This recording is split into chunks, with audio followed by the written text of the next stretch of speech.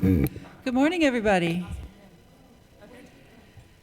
I'm Elizabeth Gregory. I'm the director of the Women's Gender and Sexuality Studies program here at U of H.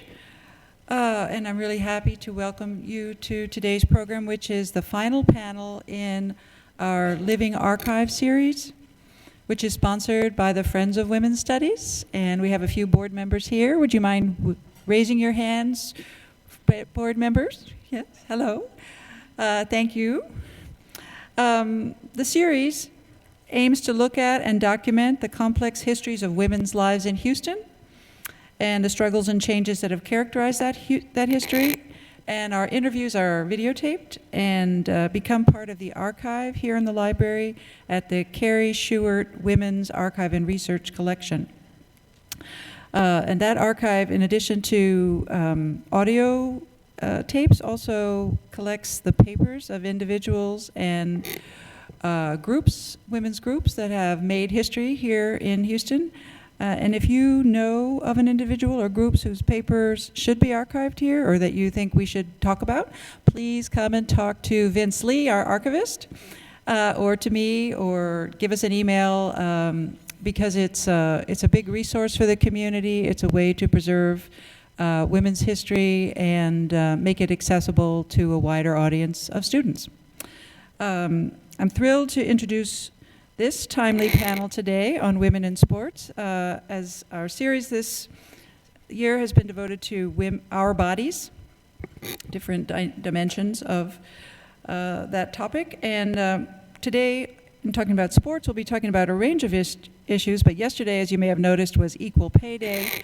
And lately we've been hearing a lot about pay inequity in women's sports, so those are especially relevant. I'm sure we'll talk about that a bit. But we'll also be talking about the expanding presence of sport in women's lives and of women's sport in the public arena, which has been expanding especially since the 1972 enactment of Title IX Amendment to U.S. education law, which required that women not be discriminated against in any educational arena, including sports. And which has led to a much greater investment in women's sports at all levels of age and culture, which is gradually changing public expectations and habits around women's sports. So I'm sure we'll hear also about that kind of development.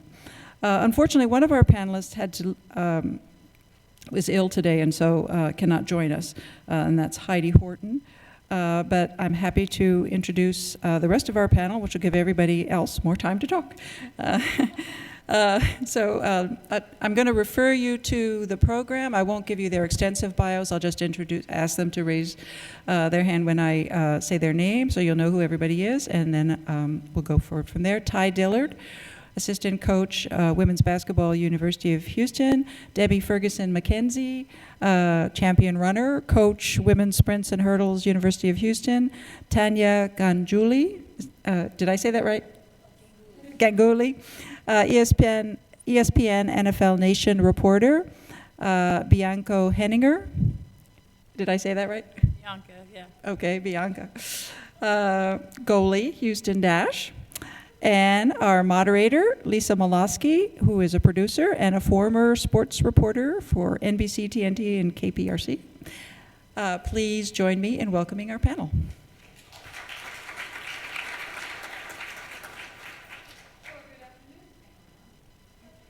There we go. There's an on button. I'm Lisa Molosky. It's great to be here. I reminded Elizabeth, I've done 2 of these. I don't know that I want to go back and look. I think it had to have been maybe 15 years ago when I was first talking about women in sports. And then it was late onset motherhood. So there you go. Here I am again. So it's great to be here. And I am going to open this conversation by asking each one of the women to answer this question. And Ty, we may as well just go down the line, if that's okay. We're going to answer this question: what got them into sports in the first place, and what keeps them motivated to stay in the game, so to speak? So Ty, go ahead. Well, growing up, my parents said I had a lot of energy, and so they, put me in sports, and it was just another opportunity just to be involved. My parents did work a lot, so being a part of different sports teams allowed me to have something to be occupied with while they were busy doing work. But growing up, I was a very energetic child, and, I did everything: basketball, volleyball, track, soccer, swimming, you name it, I was trying to play it. And right now, I think what keeps me involved in sports is just the love of the game. I love basketball. I love being competitive. I love teaching the girls, and that's what really motivates me in staying involved with sports. I think we all have some similar journeys, you know. I mean, as far as the destination might be a little bit different, but the journey roads towards that, how you started is kind of similar. For me, it's one of those where my mom didn't want me to play sport.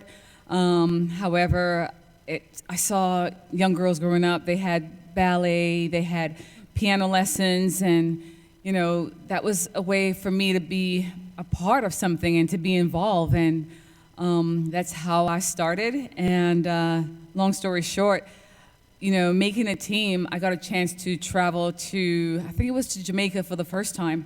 And I realized I could actually travel doing this. Okay, and it kind of piqued my interest. And so I set like personal goals where within the Caribbean, I'll like to travel with all the countries within the Caribbean. So that means I have to make all the team. And that's how it started. And then went from scholarships and then to the Olympics. But now I'm staying in it. Originally, it wasn't supposed to be a coach, but I feel like it was my path. And when it is your path, you can't hide from it. And I love it. So, Well, I did play sports growing up, but the thing that I really loved about sports was reading about them, and watching them. And there were a couple teams growing up. UCLA's 1995 basketball team, and the Lakers got Shaq and Kobe in '96, and I was pretty young, and that's when I really got into it. I would read the LA Times every day, and you know, I just loved. I loved watching. I loved cheering. I loved, you know, reading what people were writing. So that's really what got me into sports. Yeah, I have kind of a similar answer. I mean, I'm just kind of obsessed with sports, especially the Bay Area. Go Warriors, trying to break the record tonight. So, but yeah, I still play women's soccer, and I play because there's a lot of stuff left that I want to accomplish on the field, and I definitely got a long way to go before I reach a couple of my long-term goals. So, and mostly too because it's just a great time. I mean, anyone who's played sports knows that you can't really replicate the game days and the relationships that you make along the way. So for now, I'm just really enjoying myself, especially being here in Houston. We got a great little group, and yeah.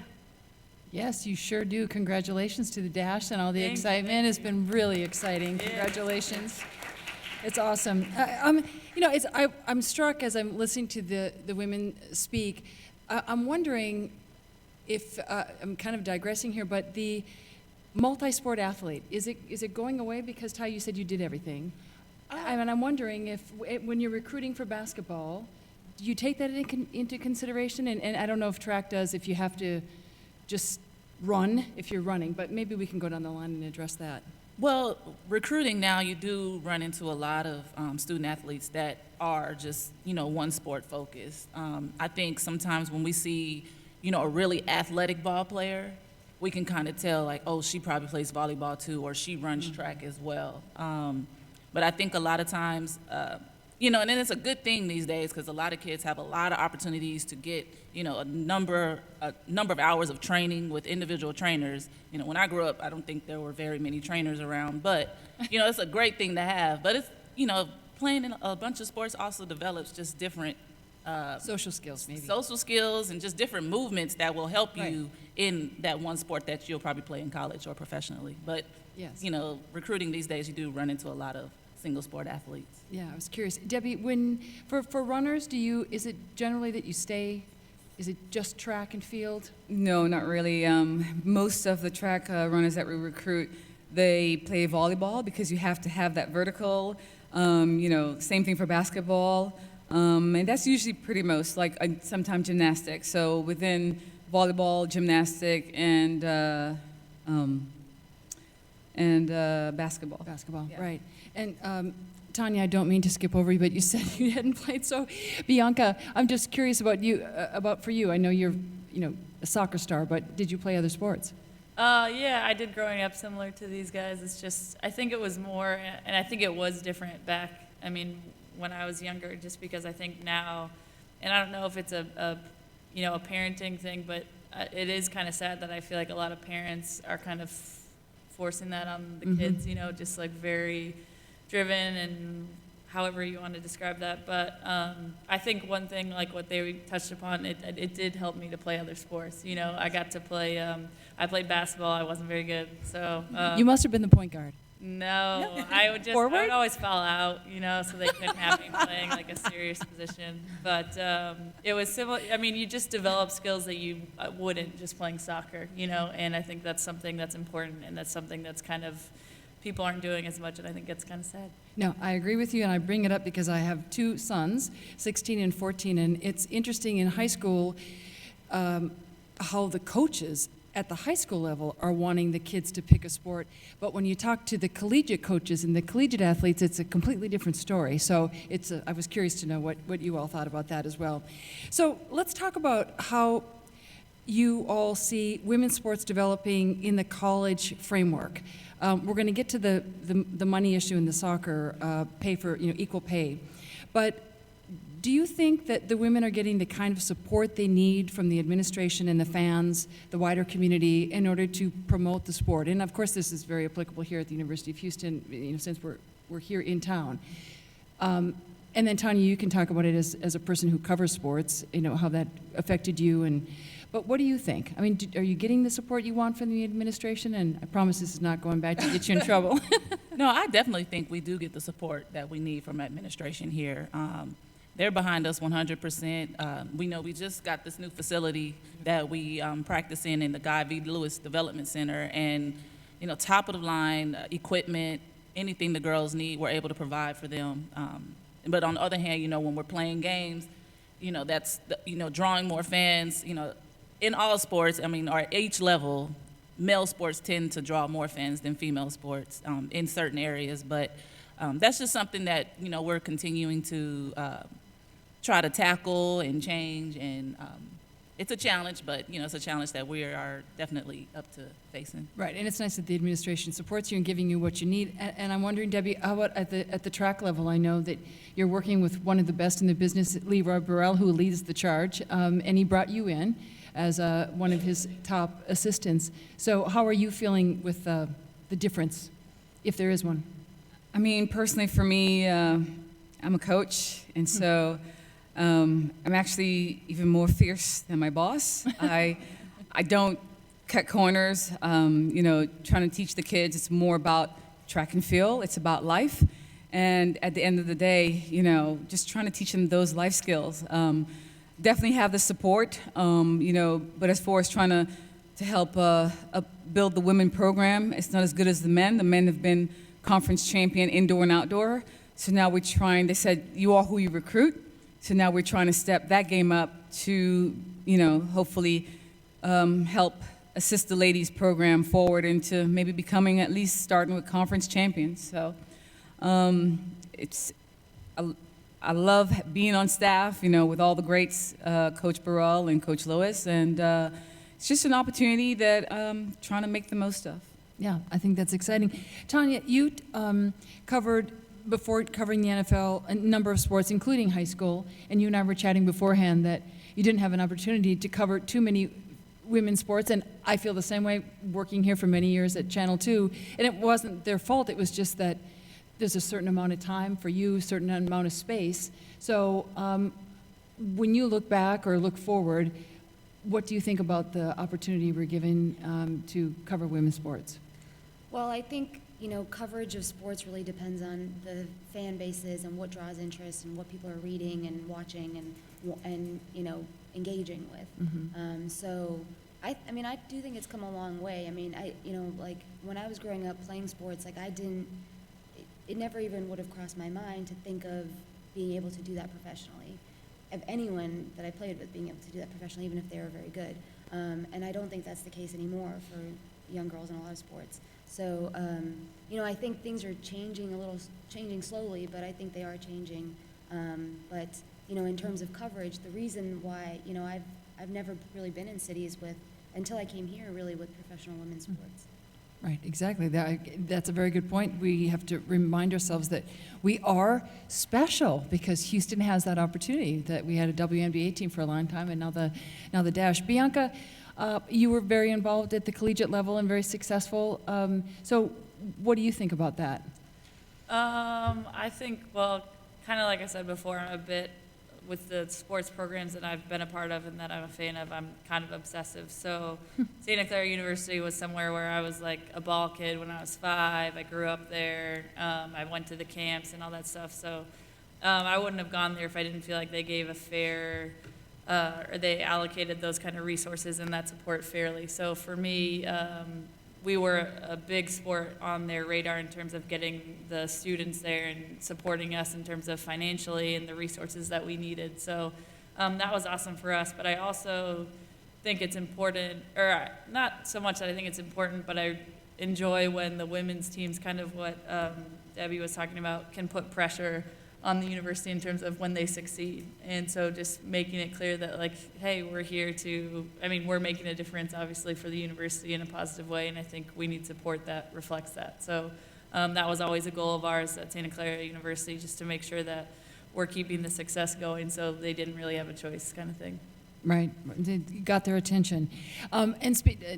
Since we're down there, Bianca, let's start with you, because you're the soccer player.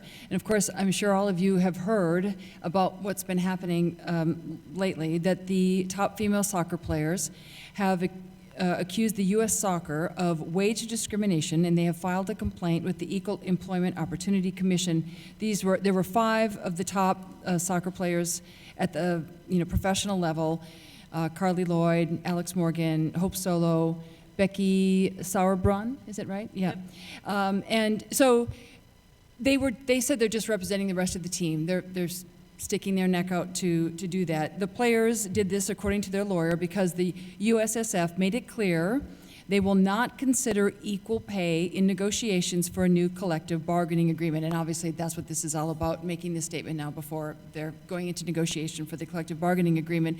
And it goes on and on, specifics about, and we all know because everybody was watching the U.S. women's team win, and that's been documented. The bigger numbers than any other time in the history of soccer. They had more viewers. So, Bianca, what do you think about that? I know you know those women well. You played on the World Cup team, and weigh in.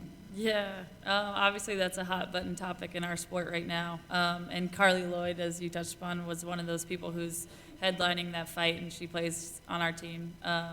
So just from that aspect, I'm definitely proud to be playing with someone who's fighting for that, because that's not an easy fight to take up. There's already been a ton of backlash throughout the soccer world. So it's cool to be on a team with her and to see what she's representing for women's soccer. I think one thing that's really difficult with that issue that, again, you kind of touched upon is just how successful the women have been. Yes. So to see that, and I mean, you can't obviously compare men versus women. It's just different. They're biologically different. Their sport looks different when they play it. I mean, that's not something that we can compete against, but it's difficult. You look at the statistics, like if the women are playing in a game and they win, they make $1,500, and if the men play in a game and they lose, they make $5,000. Yeah.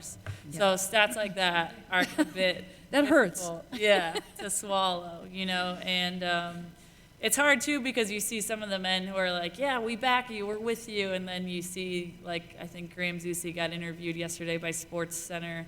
And just like he struggled through the interview hard in terms of when they directly asked him if, he thought that they deserved equal pay. And he was like, well, they definitely deserve more. And luckily the reporter kind of held him on it. And he was like, sure. So it's hard, it's definitely it's a uphill battle for sure. But I think it's something that definitely deserves to be looked at, especially even that stat that I just mentioned. That's absurd to me. Well, let me point out, just interrupt, so that a men's player, for example, receives $5,000 for a loss in a friendly match, Yeah. but as much as $17,625 for a win against a top opponent. A woman's player receives $1,350 for a similar match, but only if the U.S. wins.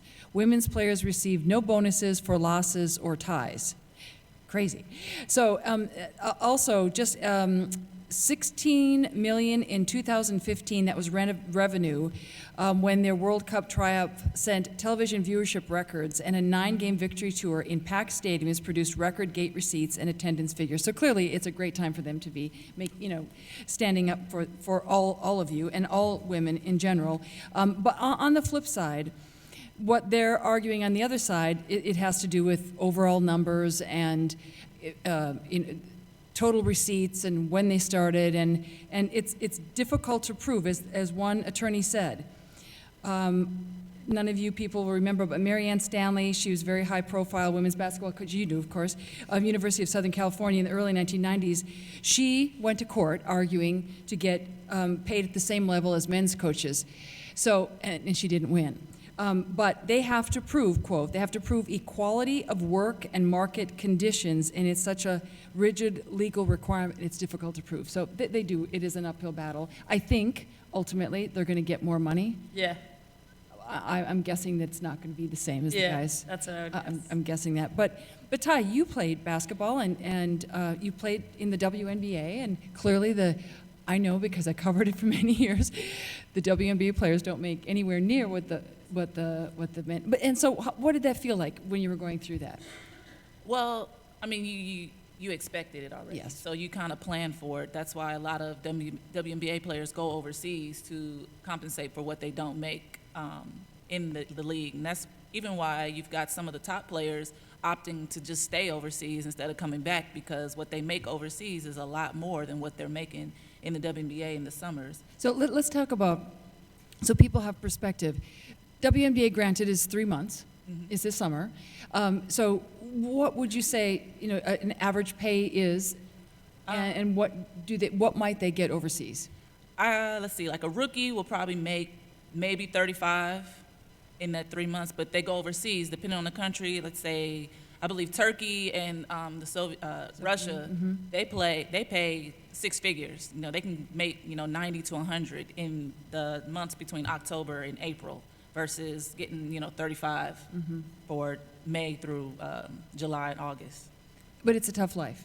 It is. I mean, you've got to battle and sacrifice a lot of family time because you're overseas in another country.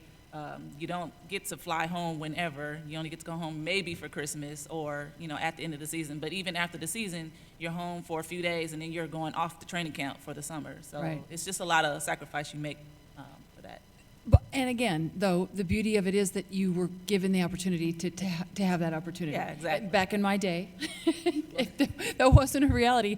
In fact, I was part of the first female broadcast team for the WNBA. It was Hannah Storm, Annie Myers, and I. And Annie Myers was the first woman to ever try out for a men's basketball team. I mean, there were no opportunities for women. She tried out for the Indiana Pacers. So, and I'm 54, and Annie's, probably 5 years older than I am. So, I mean, there just weren't opportunities. So, although you're not making the kind of money, you're having the opportunity to continue to play. Yeah. And people before. Debbie, with track and field, there's a lot going on, and you were phenomenal, 3-time Olympian. She has 3 Olympic medals. She ran for the Bahamas, really phenomenal. And I don't know how many World Cup medals, but many.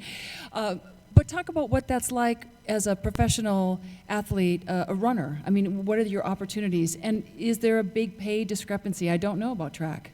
It's similar. I made a joke the other day where, I love people who fight for the cause. Because if you look back in whether it's the early 1900s, once upon a time we used to be housewives. Now it's nice that changes have been made, and it's going to take time, but to continue to fight for that struggle. On the circuit, for me, there were, whether it was male counterparts who were doing something similar than I was, but of course they would get paid more. But at the end of the day, it's something that you know about, and it's not that you just accept it and move on, but you always try to find a change. But I always tell individuals, if you're fighting for a cause, it's best to fight in numbers. And it takes time. And just keep educating and just continue pushing for the cause. You have trailblazers like yourself, like you said, and being, a first for whatever the case in your area. But it hasn't been easy per se, but it's been worth it. And it's not over. I think generation after us is going to have to keep pushing, keep educating until you become as far as that equality. If you're doing the same job or, then why not? It's fair. But I said somebody has to fight for the cause, and that's what it's about. Tanya, I'm curious, as a writer, I know what it was like in the television business. Quite frankly, I don't know that I didn't ever ask what the guys were making. I mean, I think that if I felt that what I was getting paid was fair, you don't say, well, what is he getting?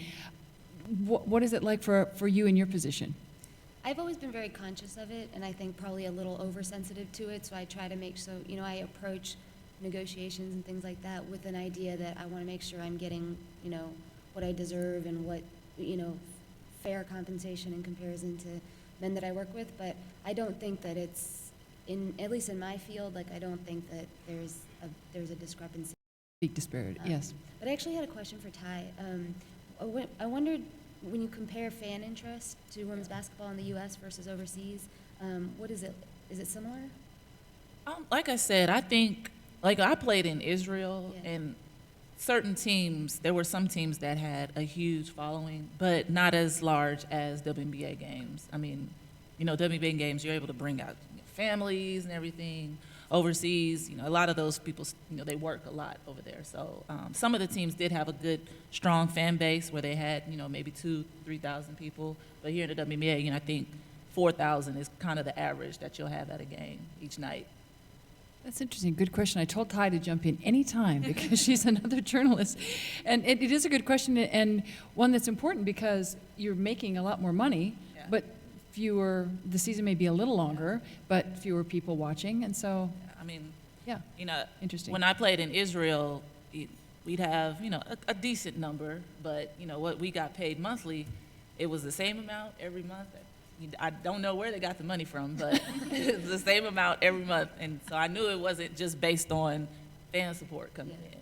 So, And I wonder, that brings up a point. Do you think, I don't know about the owners of the teams, but do you think they do it as a promotional for whatever company they own? What was your sense of why they did what they did? Why those teams are able to pay and why they exist? overseas? Yeah, overseas, excuse me. They do have a lot of promotional support from different organizations and businesses in that country. Okay. But like I said, Fans weren't there to, it just depended on some indicative, teams. yeah, of what they. I know in Russia they have a really huge following, but in smaller countries, like I was in Tel Aviv, the following wasn't that large. Yes, exactly. This is a question I had, and Tanya works for ESPN Online, and so I was just curious to ask the women, all of you, what kinds of challenges female athletes face in this world of social media, where a story can become a headline, overnight or within a few hours. Do you see that, Tanya? Do you see that happening? Obviously, you do, because maybe your story, you're hoping it becomes a sensation overnight, but maybe not to the detriment of the person that you're doing the story of. But you know what I'm saying about Hope Solo, for example. The whole idea with that domestic violence, just not that it didn't demand attention, but it seemed like it just started to snowball. I mean, in the world of social media, with the way social media works, I think the main thing that happens is people form opinions very fast. Yes.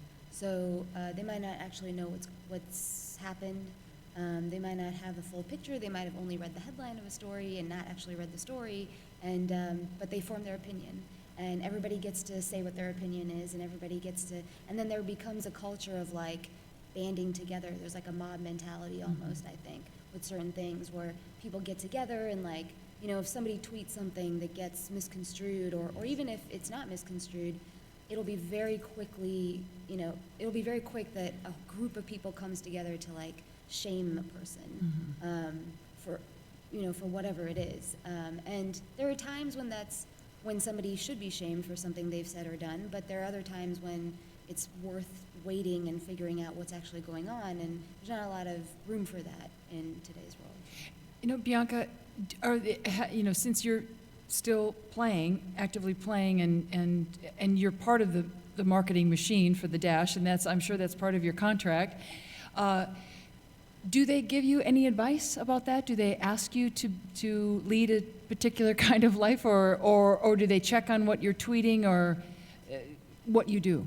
I would say for the most part, the one thing that I would say is a bit different from women's sports to men's sports, and don't get me wrong, obviously anyone in a professional athlete, with that label is a role model, just whether they like it or not, that's just how it is. But I do think with women's sports, that's to a heightened degree. The women are kind of it's making a mistake. It's kind of like, yeah, but the kids are your fans. And it's like, oh, that's just tough because I feel like we're held to a different standard. And don't get me wrong, obviously I think everyone should try to be a role model because you just are in that position. But no, but I say that because I think they expect us to know that, and for the most part, I mean, to my knowledge, our team hasn't had any problems with social media, so. we're Right, good. and they don't. Debbie and Ty, since you both coach, do you talk to your athletes about this and how to be careful, and Ty, how do you handle that? We at the beginning of the school year, we'll have, a team meeting, and we discuss social media and social media etiquette, and that, what you put out there is going to be out there forever, even if you try to delete it. And it's something we try to express to recruits as well, if not directly to the recruit, at least to their parent or their coaches, because, the young kids, they're just posting anything, and, sometimes it turns coaches away just from what they post or even retweet. So it's definitely a constant conversation. I know during the season, our head coach, he makes the girls shut their social media down for the whole season, just because A, it's a distraction, and B, it's too much that they can do and put out and not even know what they're doing or And who has putting out. control over it and Right. what they're gonna, what picture they might get in. That's what I think about. If you're at a party, all of a sudden, you're in the picture and you had no idea. You just happened to be there. So, and Debbie, how about you? Same thing with drag? It's the same thing, as Ty said, and we always remind the kids that, what you tweet may not cause you to get a scholarship, but it will definitely cause you to lose one. So just to be careful of what you tweet. Yeah. This is a question that I found interesting, and we have two female coaches, so does it matter, does the gender of the coach matter, do you think, to athletes? You have a men's, head Yeah. coach, and you're a female assistant. We do run into some recruits that, do have a preference. Just they respond better to either a female coach or a male coach. If you're an athlete, you're just going to do what your coach says, and you're going to play hard and do what you can to help Yeah. the team win. But there are some kids that just, for some reason, respond differently to the gender of a coach. I know I used to say, and this is when I was probably, when I played in WNBA, I had 2 male coaches and 1 female coach. And for some reason, all the veterans, they would play so hard and they played well when we had the male coaches. But, when we had the female coach, they were like, oh, she's just emotional like us. We can't handle it. But That's interesting. Yeah. Yes, that's interesting. I guess when I think back, I guess I had both. I think in my heart, if they were a great coach, then you respond. And I think, hopefully the coach would have that kind of respect. How about you, Debbie? I mean, you're coaching with Leroy and Carl. I think definitely, being a female coach and coaching male athletes, honestly, there's no emotion. Men just listen to what you have to say, and that's what it is. Whether your tone is up or whether it's down, they just listen and they get it done. I think coaching women, then it's a little bit different, because then they think, okay, who she thinks she is, or it's just perceived a little bit differently. More personal. Yes, and it's not meant to be personal. Yes. So you definitely have to take different approaches when you're coaching, whether it's the male or the female. That's an excellent point. Being a mother of boys, it's like I want to do over getting married. You have a whole different perspective. No, I love my husband. I wouldn't make a change. But you have a whole different perspective on the whole male existence when you have boys of your own. It's interesting. Tanya, how about covering? Maybe you haven't had to interview any female coaches, but have you had to in your career? Was there a difference? Probably at the high school level. Mm-hmm. I don't really think there was a difference in how you interview someone. I mean, people are different from each other. Yes. And I've covered men who are very emotional and who react emotionally to things you write and things you ask them. Yeah. So, I have not found Right. a huge difference. Yes, they take it personally, don't they? Some of them. You're attacking their soul. Bianca, how about you as far as male, female coaches playing for? Yeah, I would echo what those two said. I mean, one thing, obviously, sometimes I feel bad for our head coach right now is male, Randy Waldrum. It's just even like, I'm sure you guys can echo this, if there's like a lineup or something and you're just working on tactical stuff and you're like, am I starting or are they starting? Or like, why am I on this lineup? Like, why am I in green? Why is she in yellow? And it's like, or they'll just say something off the cuff and like not realize how much it affects the rest of the girls around. And like at the end of the day, it's like, just sorry, we're women, we're different than guys, we handle stuff differently. But similar to what Ty said, I think it just depends on what you like in terms of like what you respond better to. But I have worked with both and I am fine with both, just want to get the job done. Exactly, yeah. However, I just want to win games. So however we do that, you can say whatever and we'll deal with it and go from there. Yeah.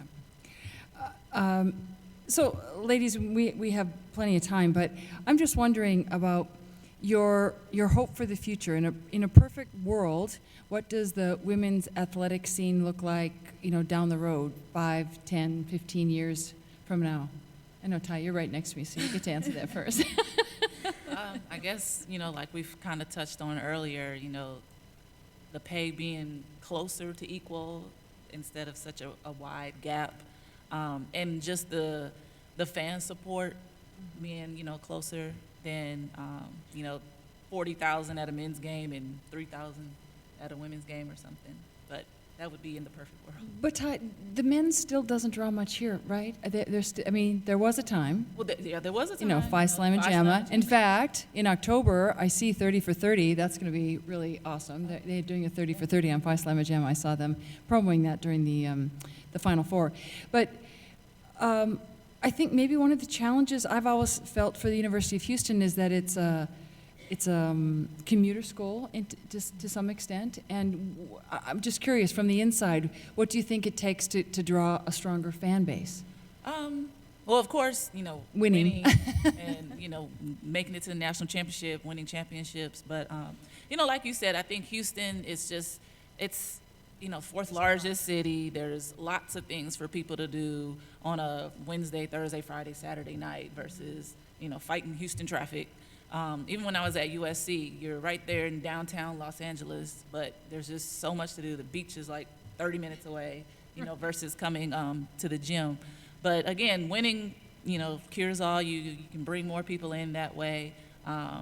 Just being super visible in the community, surrounding and in the city, I think, can draw people. But it's a challenge that, and not only that we face, but, in women's basketball period, I think even Gino touched on that he's kind of, because they've been winning so much and blowing teams out, that he's lost some fan support, which is absurd. But Exactly. it's just in women's basketball, I think, in general, that the support kind of goes up and down. Right.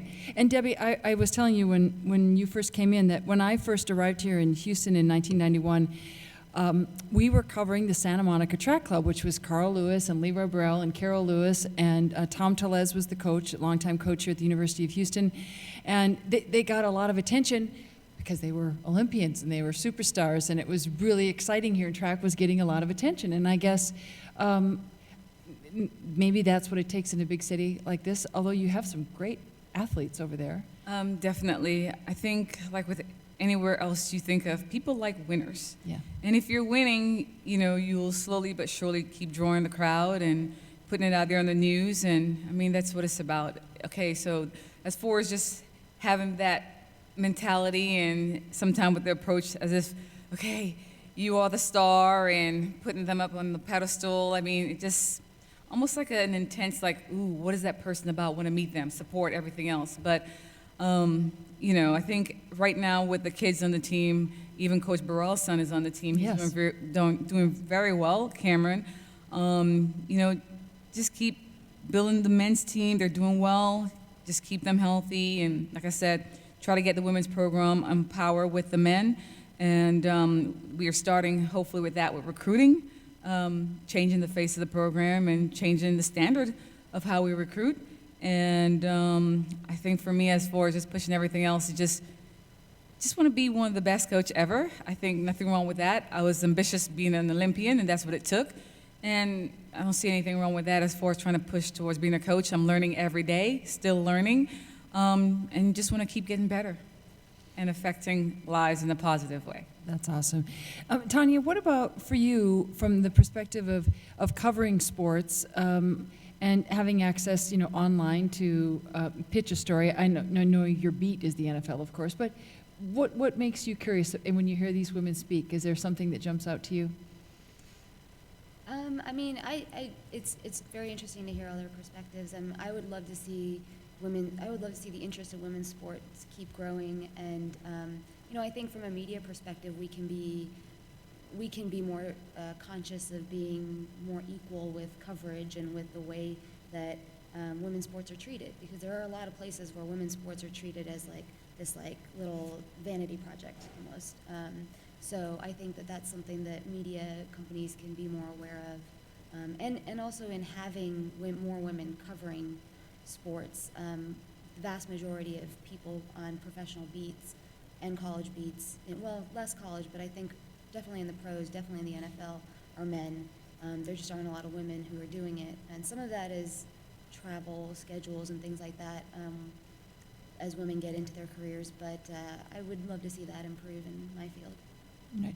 And Bianca, well, how about you? Being again, you're still competing professionally. For you, what would you like to see?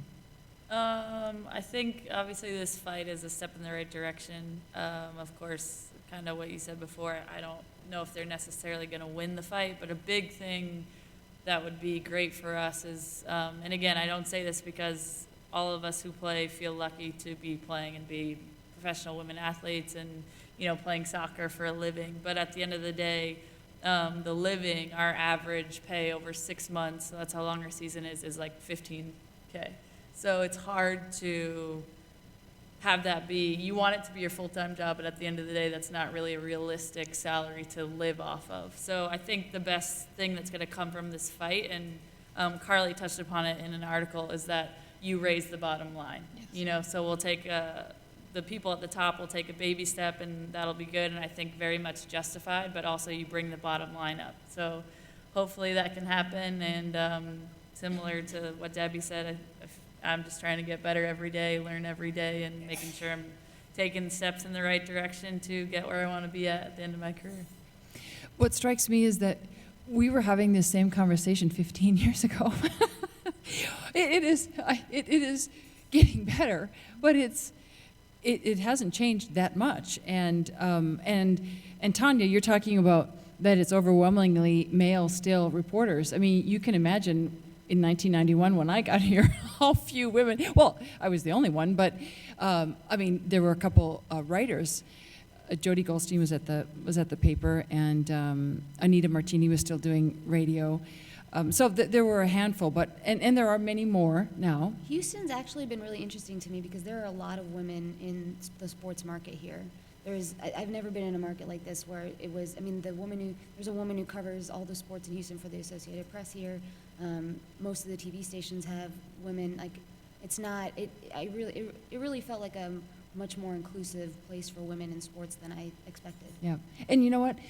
It was, when I first got here in 91, I was the first female, and then the other two stations hired a female reporter, and then it went, Pam Oliver left and went to Fox, and I joined the Rockets, and Kim went back to Michigan, and then there was nothing for a long time. I mean, at the local level, and now they've all hired again, which is great to see. So, I mean, from my perspective, of course, that it's nice to see that they're, I think it's important to have a woman's voice.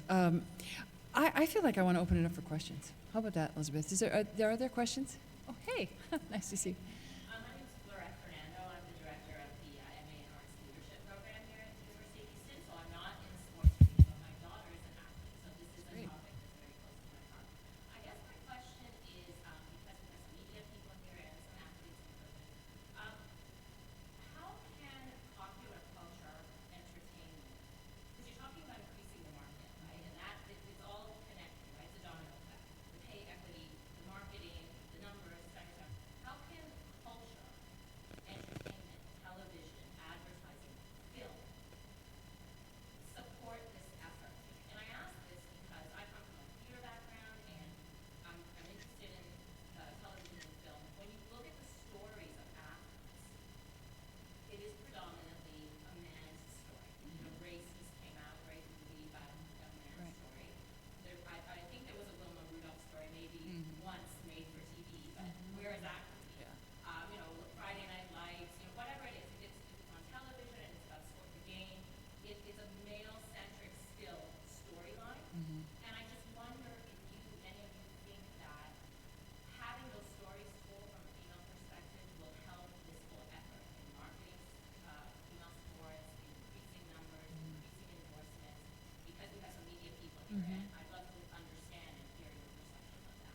Well, I mean, I definitely agree that, you know, some type of media project can help with growing some more support. I have a friend who lives in LA that's in TV, and, you know, she's pitched ideas of doing like a, you know, on HBO they have the Hard Knocks, like doing a Hard Knocks for leading up to training camp, or a Hard Knocks during training camp for the WNBA. I think that, but two, at a time where you've got all your families at home, they're able to watch it, or on a station where, you know, majority of your families can watch it. You know, not everybody has HBO, so you can't show, outside of cable. So if you could, you know, put it on, you know, a regular channel during a prime, and it doesn't have to necessarily be prime time, but at a point when you know families are at home and that they will be able to watch it. And I told her that was a great idea. Like, you know, just put me on producer line, and I'll help you in any way I can. But No, I think it's a great idea, and they did do a 30 for 30 series on women, and it was Pat Summit. the Yeah, they did that, and yeah, is that what they called it? it was 9 for 9. 9 for 9. Okay, I know it was the similar. Yeah, okay, that's what it was. Because I had friends of mine who were producing. Hannah produced the Pat Summit, and my friend Lisa Lax, who worked with me at NBC, she did. Gosh, I'm forgetting which one she did, but Hannah also was part of the Billie Jean King, and there was a tennis. So they've tried. I'm assuming that maybe they didn't get the same numbers that they did for 30 for 30, but it's really something to push. And I have a video production company now, so it's interesting that it's interesting you say that, because it was just before the promo for the 30 for 30 on Phi Slamma Jamma. I'd been watching another one, and I'm trying to remember. Oh, it was the Chicago Bears, and their run for the championship, and I was watching those guys at that time, and I was sobbing. I was, just crying at the end. And my husband walked in. I go, "We've got to do one of these 30 for 30s. I want to do one on Phi Slamma Jamma." And then, 2 days later, there it was. That of course they were already doing it. I mean, part of it as an independent, production company. The thing that my husband brings up is access. I know I'm not sure that ESPN, I'm thinking that they might allow you to have access, but if you don't have access to the archives of the video, you've got no story. I mean, be it Martina Navratilova and Chris Everett, you need those matches. You need to have the video, if that's what the medium is. But I think you bring up an excellent point, and it's still an uphill battle. I have to tell you, the female in sport, men are still at the tops of make the decision making in these, and that's we're all in the same boat, and so I really yes, and it's tough. Yeah, it's tough. What is happening? I'm so sorry, just as a tie-in to this, isn't there an ESPNW now, and what is that? Yeah, there is. It's supposed to be it's a section of the website. It's supposed to be, like kind of, I think the concept is like by women, for women, kind of. I think that it's good that there's more opportunity for writing and for those kinds of stories, but I also think that, you do a little damage by separating it. Yes. There's some stories that are just, I mean, that a male audience would probably like also. And I think one thing that 30 for 30 does really well is it takes not just big stories, it does tell stories that everyone knew about that are like, you know, big personalities and big moments in sports, but it also sometimes tells stories, little known stories, Yes. things that you never knew about that are just really compelling stories. And I can't imagine there aren't compelling stories about women's sports that. Do you think that ESPNW, because we're now a social web platform, do you think that it will expand into, you know, more programming, health-based programming, that kind of thing? Or? I don't know, but you know, the woman who runs ESPNW, she actually was recently, she now runs the ESPN magazine. So I mean, it's taken seriously, and it's you know, it's an avenue for more. I think it's an avenue for more women to get opportunities and you know, that kind of thing. So in that sense, it is good, but I don't know about expansion or what they're. I have a quick question. Does the Houston Energy still exist, and do you cover it if it does? I have no idea. No, so no. That's the women's football team. Okay. No. I think they I still don't know. exist. Yeah, I don't either. Yes, so there was a wonderful, I think it was a 9 and 9 program a few years ago about the issue of branding of women in sports. And the emphasis seemed to be in branding of women as they move forward, particularly in the commercial realm and professional sports. That the branding was often a very sexualized branding. One needed to appear nude or somewhat nude in a leading sports magazine. I'm just contrasting that with the images that were used to advertise this particular program today. I wonder, a couple of questions. What do you see are the pros and cons of branding with respect to women in professional sports? And if you had to invent and push forward your image of branding women in sports, what might it look like? I think that is a beautiful question, and thank you for asking. And at the risk of sounding like an old lady, meaning, you know, like back in the day, but, you know, when I first started in sports, I am so grateful I was not part of the social media era, because I was not about putting myself out there in any sexual way, shape, or form. I was an athlete, and my father was a college football coach for 40 years. I grew up, I felt so happy and grateful that I was able to do it. And it was one of those things that I fell into, and I was smart, and I was an English major, so I could handle the job. But I remember my brother calling me, you know, my last year with the Rockets was 2003, but I remember my brother calling me, and he played football for my dad and tried out for the Cowboys, and he's a longtime jock, and he said, "Oh my God, are you watching the blah, blah, blah football game?" I said, "No." He goes, "This girl, you should see the shirt she has on." And, you know, I mean, it was like a T-shirt, and it was really tight, and I just thought, oh my gosh, do you have to do that? Now, producers don't generally tell you what to wear, but there may be a soft encouragement for certain people. Never to me, but I was that kind of a person that, probably, you know, at 5'11" and 160 pounds, I'm not a pushover, but it's just, you have to be strong in this business in order to represent in the way that I would want women to be represented. I love the pictures that they used for this. I love female athletes. I love strength, and I love power, and the same way to portray women, the same way we portray men.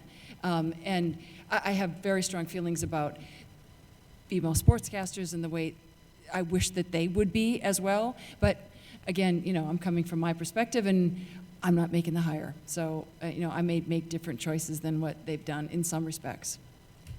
I think, you know, I guess one example I could think of, when Cappie Poindexter first came out into the WNBA, you know, they were, you know, trying to put her in this one type of brand. You know, she always had her hair done. Yeah.